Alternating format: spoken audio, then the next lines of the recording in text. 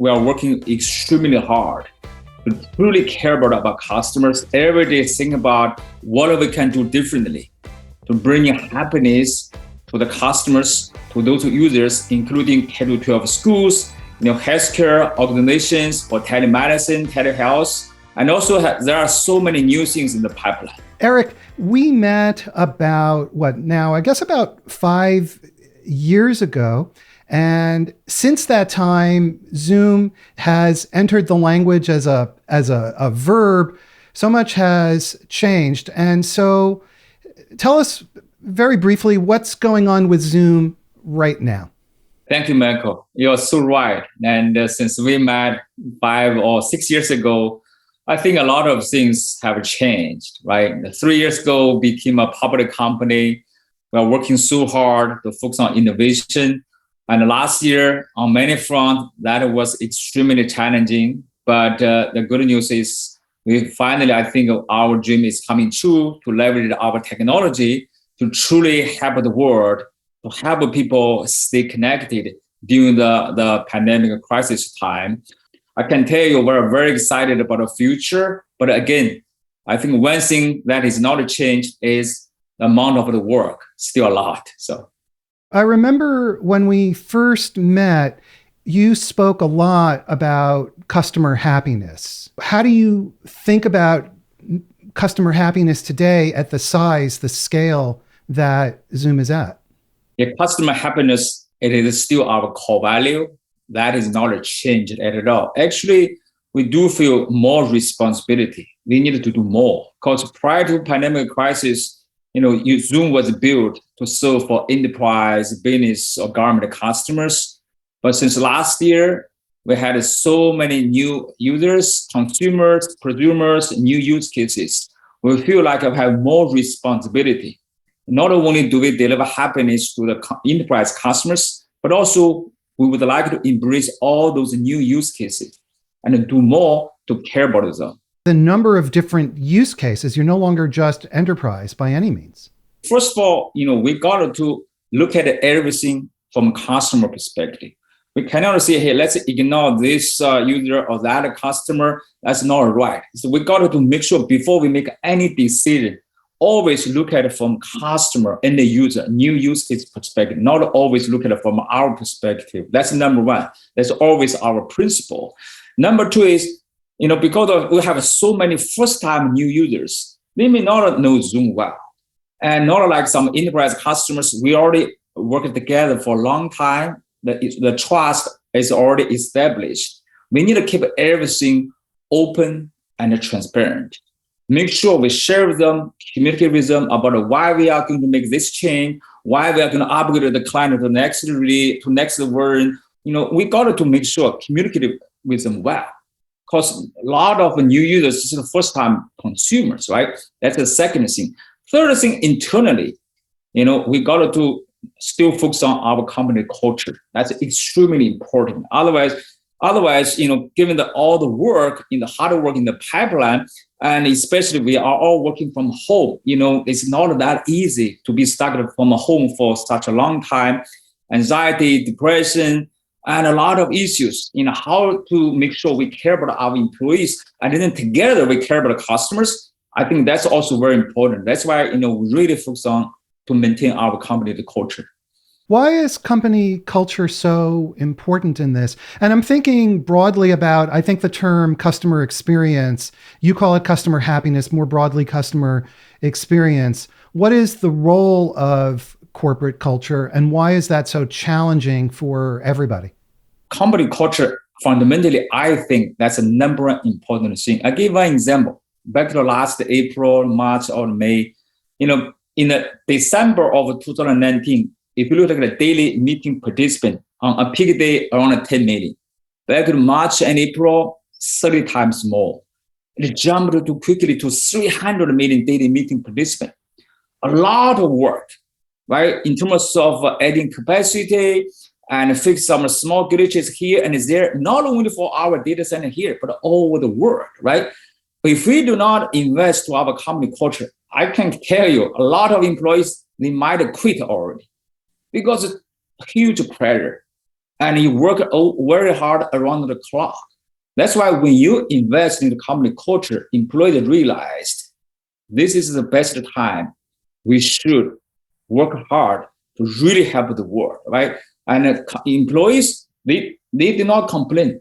They just move forward with all the solutions, with the plan, right? That's number one. Number two is if you do not invest in the culture and given all the workload, you really cannot hire enough people. We more than doubled the size of a company last year because of a company culture. A lot of employees, they joined us, they shared the reason why I want to join Zoom because I heard, the stories, heard from my friends. They really enjoy working at Zoom. That's why I also want to join Zoom as well. That's another way for us to grow our business.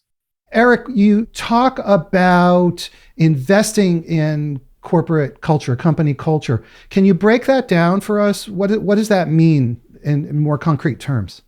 First of all, what's your company culture, right?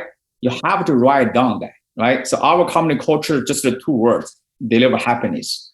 Meaning for me, I'm the CEO of the company. My number one priority is to make sure our employee happy.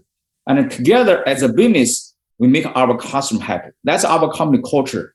And it boils down to our company value. Our company value is just one word, care. Meaning care about the community, customer, company, teammates, as well as ourselves. First of all, you have to write down that and live with that every day. So every all hands meeting, every time you got to talk about that. Also, when you hire new employees, make sure you hire those who can fit very well to your company core value and culture. That's the second thing. The third thing, what if some employees, they might break the rule, right? And there's conflict with the company value, right? What are you going to do, right? Are you going to stay with the company core value, the culture, or you will say, oh, that employee really important, right? You should give them exception, right? This is going to test, your company culture and value. That's the third thing. Last but not least is for every day, right? Every day you are going to make lots of decisions, right? Not only from CEO's level, but also for managers. When you make a decision, can you make sure every time before you make the final decision, can you double check, make sure will this decision follow your company's value or culture or not?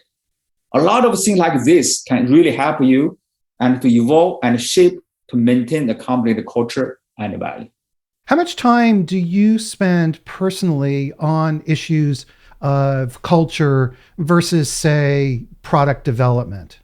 Early this year, I shared with our team in the all hands meeting because there's a lot of things moving around. And sometimes I'm extremely busy. I told our team, I would like only focus on three things. One, company-wide culture. That's number one. Two is our platform play. So meaning, we are going to transform our business from being a killer video conferencing app company to be a platform company. A lot of new stuff, new things I needed to involve. That's on the product side. Also, I'd like to join some of the big, the deals, right? To talk with the customers, share with them vision. The reason why I also want to learn from customers, especially for the big enterprise customers, try to understand their pain point. And then we can come back with a solution to be the first vendor, hopefully, to come up with a solution. This is also related to our product side. Essentially, the company-wide culture and product. That's the two top priorities for me to work on. We have a question from Twitter from Arsalan Khan, who's a regular listener and asks great questions. And Arsalan, thank you for your questions and for listening. And he says there are other video conference tools aside from Zoom. What specific strategies have you used to enhance your culture to come out in front? Or to ask another way, what is the role of culture in supporting the growth and the success of Zoom? First of all, I would say when it comes to growth, don't look at it from internal perspective. You cannot just look at the metrics, let's do this, do that. That's not sustainable. When you look at the growth, first of all, you should think about the value. What kinds of value you can create? You can add more value to your customers. Right? Today, customer, let's say they are using the video conferencing many years ago. We added our second product, Zoom Phone. It's doing very well. The reason why, because several years ago, we talked to the customers. Customers, they share with us the pain point. They wanted us to build one consistent solution. And that's the pain point. We listened to our customer. And then we came back, worked so hard to come up with a solution. And then we added value to our customer. Then it can drive our growth. So ultimately, when you look at the growth, always look at it from a customer perspective. Solicit the feedback, talk with them, understand the pain point, and think about, are there any things you can do differently to add more value to customers? Then you can drive up the growth. I think lots of companies talk about that, we have to put the customer in the center. It's really become almost a kind of buzzword. And so how do you take that and operationalize it so that it spreads throughout your organization and the company makes decisions in a practical way based on this? As I mentioned earlier, you have a company culture. Our employees, we all understand every day we are working so hard, not for us, it's for our customers. We work for our customers. Make sure from a high level, you have that principle. The secondly, you got to lead by example. Like for me, whenever I get any escalations, even from a single, even free users, even not a paid users, whenever they escalate to me, I never ignore that. Do all I can to make sure to respond, to tell them we are going to care about you. Even some free users, they call us, we still want to help them out, right? Also, every day I join some of the customer meetings, right? If I do not do that, customers say, I want to talk with the CEO to understand the vision. If you say, hey, I'm busy, I do not have time, they are not going to trust you anymore, right? You got to lead by example. So if we think about broadly, again, this notion of customer experience, it's not just a marketing veneer, but it penetrates deeply through the operations of the business. Right on, especially when it comes to software as a service. Remember, software is just a product, but the most important thing is the service. Not only about the product itself, for every interaction, in terms of they call you and they try to understand your roadmap, or they have issues they want to escalate. Do you really care about them or not? Otherwise, customers say, I do not trust this company anymore. They are going to cancel your service. They have a freedom, right? That's why software service does bring value, right, of the care. If you do not care the customer, you're going to lose the trust. They are going to go with other vendors. You've grown so rapidly. How fast have you grown over the last few years? Actually, prior to pandemic crisis, we were already growing very fast. And however, I think, if you look at the last 12 months, I would say that's a hyper growth on many fronts, right? In terms of usage, we also have a quarterly revenue growth, and we double the size of the company. On many fronts, I would say, wow, this is the hyper growth. And we would like to make sure we leverage this opportunity to think big. Right? Not only do we care about the existing customers, also think about what we can do differently for the future innovation. Because our vision is we think somebody in the future, the video conferencing like Zoom can deliver a better experience than face-to-face meeting. We are not there yet. I think if we can, somebody imagine a world where you and I have a call, I can give you a hug, you feel my intimacy, you get a cup of coffee, I can enjoy the smell remotely, real-time language, AI-based translation. I think if we can get there, to be the first vendor to get there, I think we can maintain that hyper growth. That's why we need to think about the future innovation. So how do you incorporate these various kinds of use cases and situations? I don't even know. Can you call that a use case in, a wedding or a funeral? Michael, frankly speaking, we never thought about that. Those new use cases, they are going to use Zoom prior to the pandemic crisis. I can tell you, prior to the pandemic crisis, I do not think my kids, they know what I'm doing. On the first day, Then when they join the online classes, my daughter, she asked the question, how do I raise the hand during the Zoom class? This is the first day I realized, wow, I never thought about that. Or the K-12 schools, right? Like a Zoom marriage, it's also legal in New York, right? Think about that. It's so sweet, right? You can get married, right? And over Zoom platform, a lot of new use cases, right? And the two people, the high school, did not see each other for a long time. 70 years later, they can talk over Zoom and they have a weekly call. You feel very proud if you can help people stay connected with all kinds of new use cases. Like I worked from home for such a long time.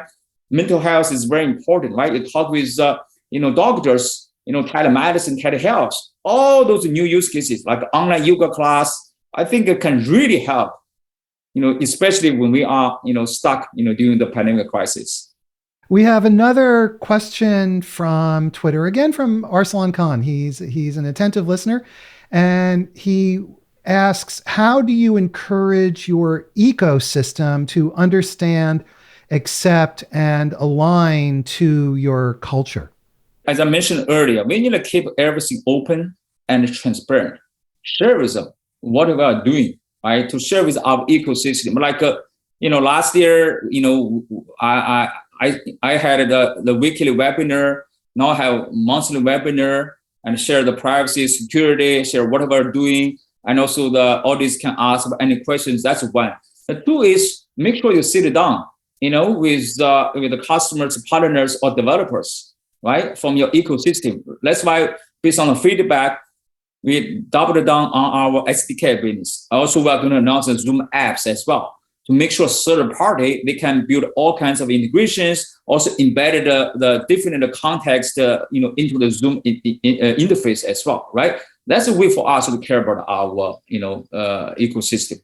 Meaning you sit down, listen to them first, and then take actions.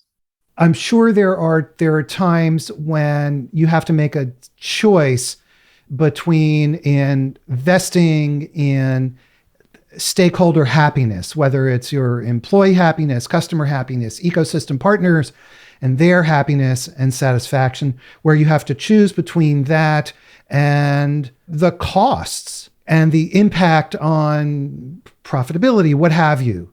So how do you make those balance between happiness and meeting business goals? I think our principle here at Zoom is before we make any decision, we always want to make sure every decision maker, they always ask for three questions for every decision. Will this decision benefit our customers? Will this decision benefit our employees? Will this decision be sustainable or not?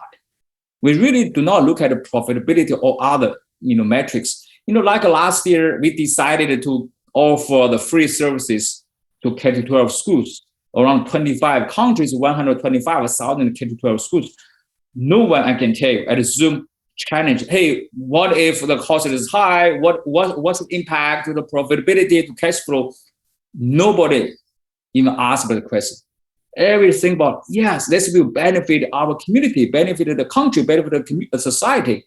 We should do it, right? As profitability, it's not all cash flow, all those financial metrics are just a short-term metric. It's not sustainable. The sustainable metrics we care about is make sure bringing more value to our customers and also care about our employees more. So you've operationalized this notion of customer happiness so that it filters through the decisions that you make, but also, as you were talking, the culture through these questions, which then drive decision-making processes throughout the company. Yes, not only decisions I made, my direct report, all the managers, because that's kind of our business principle at Zoom. For every decision, no matter who made that decision, always ask those three questions before you make the final decision. We have another question from Twitter, and this is from Constance Woodson, who wants to know, how do you think about a full cycle recruitment process? And during recruitment, what's most important? What are the things that you look at? even prior to pandemic crisis, we always talk about how to recruit employees. We have internal, a process, a policy. Our business principle on recruiting new employees is look at the two things: self-motivation and self-learning. That business principle remains the same. We really do not look at your background that much, meaning which company you worked for before, which universities you graduated from, what you did before. We really focus on two things: self-motivation. Make sure you can motivate yourself when you have a downtime, right? And when you are facing the challenges, and also you would like to learn. You want to be proactive to learn, right? The self-learning. Those two things are extremely important when we look at the hiring new employees. Also, the challenge, especially last year, it came from the onboarding process. Used to be we flew all the employees to our headquarters in 1 week. We get together, nice in-person meetings, dinners, lunch together. We know each other.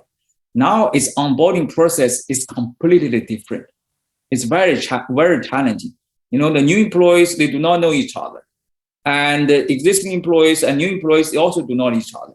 I cannot shake hands, give them a hug, right? We cannot have a dinner together.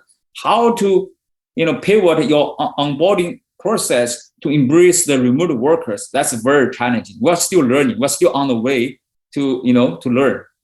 One of the questions that I've been asked a number of times, I recently did, for example, a webinar for Slack, and this came up, which is how do you, during this period of remote working, how do you bring in remote folks and establish the kind of informal, comfortable communications that happen so easily in an office, but seems very difficult to do when you need to set up, let's have a meeting at 10, and it eliminates the kind of spontaneity. So how do you overcome that? Do you have any thoughts or ideas? There's no need to schedule so many meetings, right? We also use the chat functionality as well, right? It's quite often just to send, Michael, I have a question, and send you a chat message, and we can get the thing sorted out. If needed, I just one click and call you. You and I can talk for 5 minutes. A lot of instant meetings.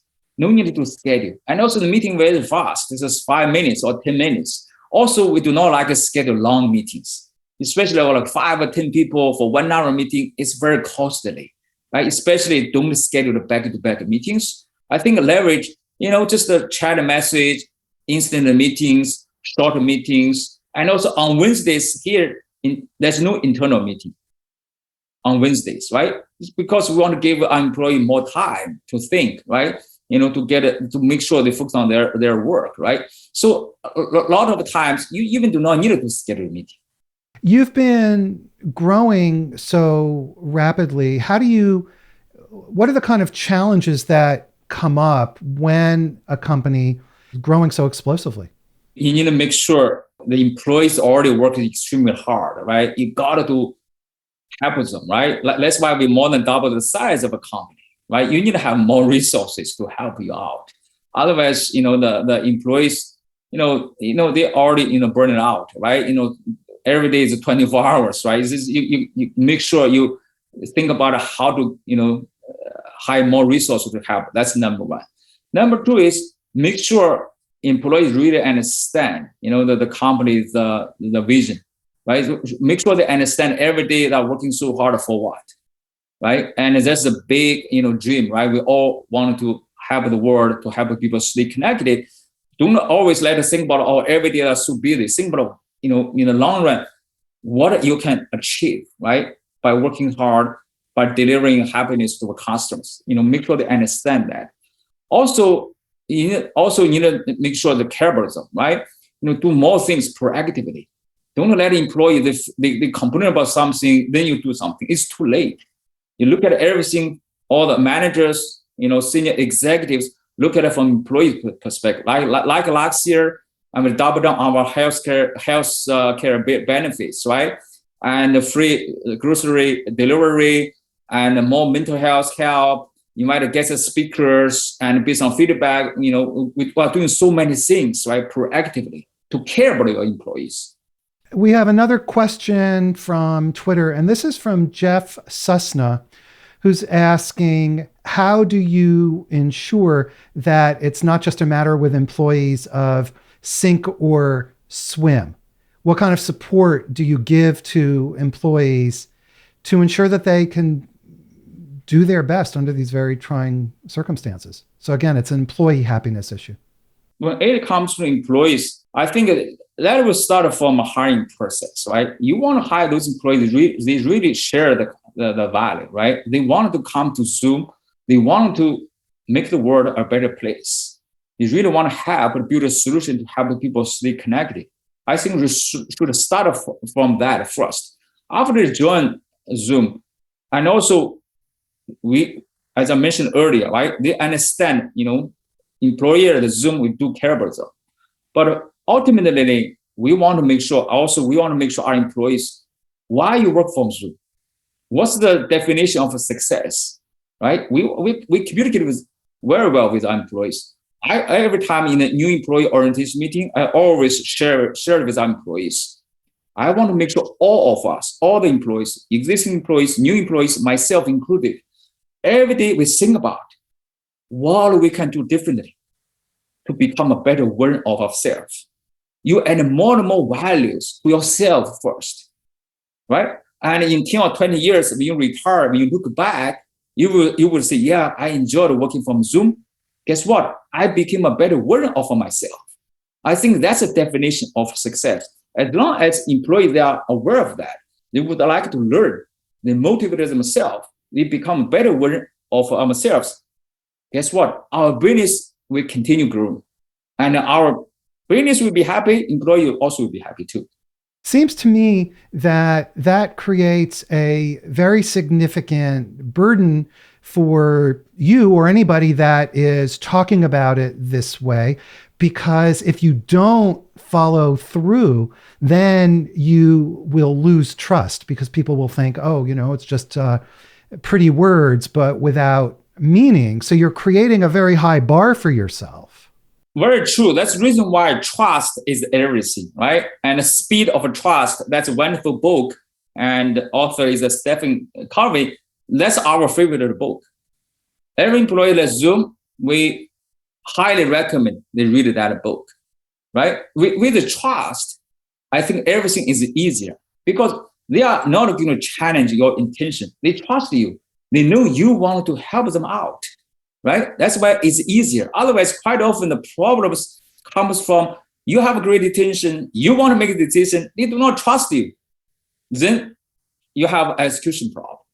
During the course of this last year, as Zoom just became so widely known, it put you personally, it put Zoom under the spotlight and in such intense scrutiny. I can hardly imagine what that would be like. And so what's it like being basically scrutinized by everybody all the time on a national basis? Yeah, so on the one hand, it's a great question. A lot of people mention, wow, you need to go through all those scrutiny, very challenging. I do not look at it that way. I would say they are all trying to help us from different angles, right? Either positive feedback, either the negative feedback, PR, whatever. I think they are all trying to help us. If we get something done right, this is great. Thank you for praising Zoom. If we did not do something right, maybe we do not know it. They tell us we are going to fix that. Keep everything open and transparent. Guess what? Who is going to benefit? Zoom. We become better and a stronger company. Even it's challenging because last year I had more sleepless nights than any time in my career. But it turned out the company is becoming better and stronger because we wanted to leverage that opportunity, right? To make sure we double down, triple down on our execution, make sure any feedback we received, right or wrong, take a step back. Do we really have that problem? If you do, fix that. If you don't, it's great. Double down on that. It's always good. I do not think that's a scrutiny. I would say they are helping us. I was kind of laughing when you were talking a little bit because I'm thinking to myself, it's very hard when the entire world is kind of screaming at you and yelling at you. It's very hard to sit back and adopt that attitude. Well, all of these people are helping us. It's a very healthy attitude, but it's really, really hard to do. Yeah, because looking back, I can tell you, Michael, seriously, I appreciate it for all those feedbacks. Even someone, sometimes, some other people mention, oh, that may not be fair. I think everything is fair. All those feedbacks I appreciate because ultimately we are benefiting from that. We become a better and stronger company. I do remember years ago when we first met and Zoom was growing quickly, but it was a much smaller company than it is now. I would send you emails of feature suggestions or, I have a particular use case relating to CXO Talk. And I do remember at that time, you always responded very quickly. And so that attitude that you've described, I think is something that's not new for you or for Zoom. I will say that. By the way, Michael, you know that quite a few of the important features actually came from your feedback, right? If we ignore your feedback, if you do not respond, guess what? We do not have those innovations, right? That's why, take those feedback seriously. Always will benefit our company, benefit our product, because we listen, to the great users like you. We have another question from Twitter from Elizabeth Shaw, who says, she says, it's important for employees to know why they're working so hard. What is the why? Is it the core mission? Is it to make money? Again, how do you balance the multiple interests that now you're a public company? I think, first of all, I would say it's everything first, right? There's no one driver. Make sure everything, right? You cannot say, oh, employee work hard because it's the vision or because that's everything, right? That's one. The two is make sure when our employees work hard, make sure they understand that also will help them to let them, grow to become a better version of themselves. Because essentially, if you work hard, you learn so many things, learn new skills, you know how to communicate, you know how to lead, right? You know how to write a better code. Guess what? You are getting better. When you are getting better, our business will benefit from that. And this is the value you learn, you gain by working hard. It's always with you. That's your value. What kind of metrics do you have, or how do you think about the metrics for the success of your culture? Is it purely, are they just financial metrics? Are there other kinds of metrics? How do you evaluate that? I do not think that one metrics can measure that. However, but you can look at it, from so many different angles, different metrics. First of all, we're a public company, right? You got to keep growing. If you think you're doing something right, for sure you can keep growing your business. Somehow, if your business does not grow, you got to understand what had happened, right? Because employee may not be happy, right? That's for sure is driven by financial metrics. That's one. Two is you also need to do a lot of survey, right? So make sure try to solicit feedback, right? Like we have all hands meeting, and employees can ask about any questions anonymously, right? Based on those questions, we will understand what they are thinking, and what's the feeling, right? That's why we also have a happiness crew team at Zoom. All those employees volunteer, right? Come up with some ideas, proactively care about employees, because sometimes all those ideas are coming from our employees, right? I think so many smaller things together, we try to get a sense what's the feeling from our employees. You have a happiness team at Zoom. Yeah, we do. Yeah. That's pretty interesting.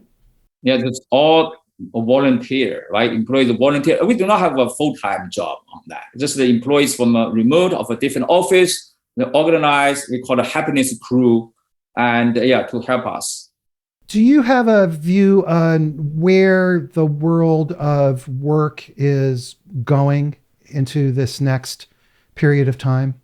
One thing for sure I know is we are not going to go back to office 5 days a week, right? That will change forever. The way for us to work to learn, to live, and play is different after the pandemic crisis. Essentially, we already did the stress test. When we are all working from home, by and large, there's no productivity loss. For sure, there are some other side effects like anxiety, depression, mental health, and a lot of work. We need to fix that. Having said that, I think the way for us to work in the future will be hybrid work. But there's multiple ways to support hybrid work, meaning 2 days or 3 days in the office or at home, or maybe this week we all work from home, or this office today working from home, that office in other cities, they can work in the office. It's multiple ways to support that. But overall, I think we need to give employees flexibility. You cannot force every employee, you have to come to office 5 days a week. You are going to lose all those employees to your competitors. And we have another question from Twitter. You can see I take the questions from Twitter. I love getting the questions from Twitter and from LinkedIn. When a company has hyper growth for a sustained period, compromises must be made. And so how do you balance the mission of customer happiness against the operational challenges associated with just sustained growth, such as you've experienced? Actually, every day, well, we are facing that kind of a challenge. You are so right. Sometimes there's no perfect solution. Between let's say you have a new feature, a new innovation, and you really want to release it out as quickly as possible. However, the enterprise customers or consumers, they like that. Maybe telehealth, telemedicine, or online classroom, they do not like that. How to balance that, right? How to compromise. That's why things are indeed getting harder, right? However, the way for us to look at that, make sure we're always doing the right thing, at the cost of the speed a little bit. Used to be speed at everything at Zoom. We'll start a company just to move quickly as fast as we can, just to keep growing. Don't worry. If you are making a mistake, fix that and move forward. That's always our mantra before.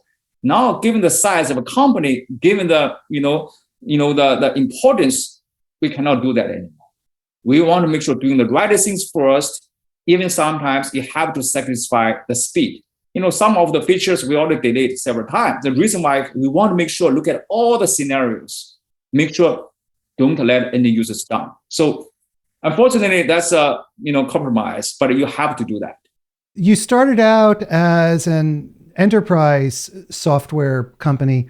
Can you say that there are significant differences in the way the company runs, how you manage and lead, now that you're both enterprise and so broadly consumer-based? For enterprise customers, the way you work, normally you work together with enterprise IT team or CIOs, right? You share with them in everything. They have, we call that, POC, and they're going to test your service before they deploy, before they roll out to all the employees. They can enable some features, disable some features. But when it comes to first-time consumers, they do not have IT team. So not only do you offer the service to them, but also you play the role of IT. You need to make sure what kind of a default features you want to turn on. Like we made a lot of changes, right? By default, the password is there, waiting room for the K-12 schools. We do not show the meeting ID, a lot of things. The reason why we're doing that, we want to embrace those new users, consumers, new use cases, right? That's very, very important. Eric, as we finish up, what advice do you have to other business leaders who are struggling with trying to balance growth and improving customer experience at the same time? I think a lot of business leaders have real trouble with this, managing that issue. I think all of us, we all want to maintain the high growth or maintain the growth for sure. But sometimes some growth are not sustainable, right? Don't look at the short-term growth. Look at long-term sustainable growth. Sometimes you take a step back, you feel like you are going to slow down and you do not focus on speed. Guess what? In the future, you can come back with hyper growth. However, if you always focus on the short-term result, doing a lot of things, right, without thinking through. And down the road, I think we'll come back, right? Your growth will be stalled, right? That's why I say always look at everything. That's the reason why at Zoom, before I make a decision, always ask the question, is that a decision sustainable or not, right? That's why if there's conflict between a short-term gain and a long-term, always focus on long-term. And that's your philosophy for guiding Zoom and the decisions and the culture inside Zoom. Yes, absolutely. Well, unfortunately, we are out of time. Eric Yuan, thank you so much for taking the time to be with us here today. Thank you for having me, Michael. I really appreciate it for your time. Thank you. Everybody, thank you for watching. Now, before you go, please subscribe to our YouTube channel and hit the subscribe button at the top of our website so we can send you our really great newsletter. Thanks so much, everybody, and we will see you again next week. Have a great day. Bye-bye.